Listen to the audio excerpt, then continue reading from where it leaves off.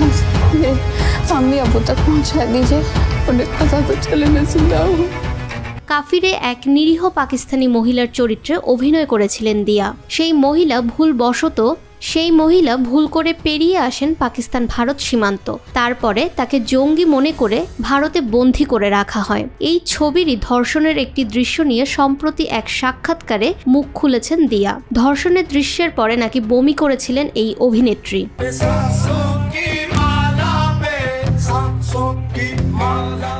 দিয়া বলেছেন, মনে আছে ধর্ষণের দৃশ্যের শুটিং খুব কঠিন ছিল। শুটিং হয়ে যাওয়ার পরে আমার সারা শরীর কাঁপছিল, বমিও হয়েছিল মনে আছে। পুরো দৃশ্যের শুটিং এরপরে অসুস্থ বোধ করছিলাম, শারীরিকভাবে ও মানসিকভাবে। এই দৃশ্য এমনই বেদনাদায়ক ছিল। ধর্ষণের দৃশ্যের তীব্রতা সাংঘাতিক, অনুভব করা যায় সেটা।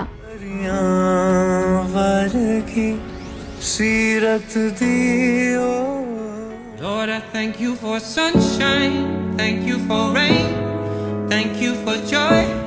হিমাচল প্রদেশে শুটিং হয়েছিল এই ছবির বেশিরভাগ দৃশ্যর। দিয়ার কথায় বেশ কিছু কঠিন মুহূর্ত ছিল এই ছবির শুটিংয়ে। খুব সুন্দর পরিবেশে শুটিং করেছিলাম আমরা। হিমাচলে 360 পাতার চিত্রনাট্যের শুটিং আমরা 45 দিনে শেষ করেছিলাম। তাই শুটিংয়ের মাঝে মাত্র 15 থেকে 18 মিনিট বিরতি পেতাম। খুবই কঠিন ছিল সবটা। তবে এই ধরনের গল্প সচরাচর বলা হয় না, তাই এই সিরিজ বা ছবি আমাদের কাছে একটি জয়।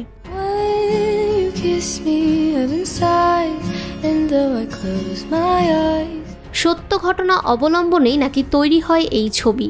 ধর্ষিতার জায়গায় বারবার নিজেকে বসিয়ে ভেবেছিলেন দিয়া, তাই এই ছবির পরে মনের উপরও প্রভাব পড়েছিল তার। ফাহমিদা বিনতে আনোয়ার, নিরপেক্ষ নিউজ ডেস্ক।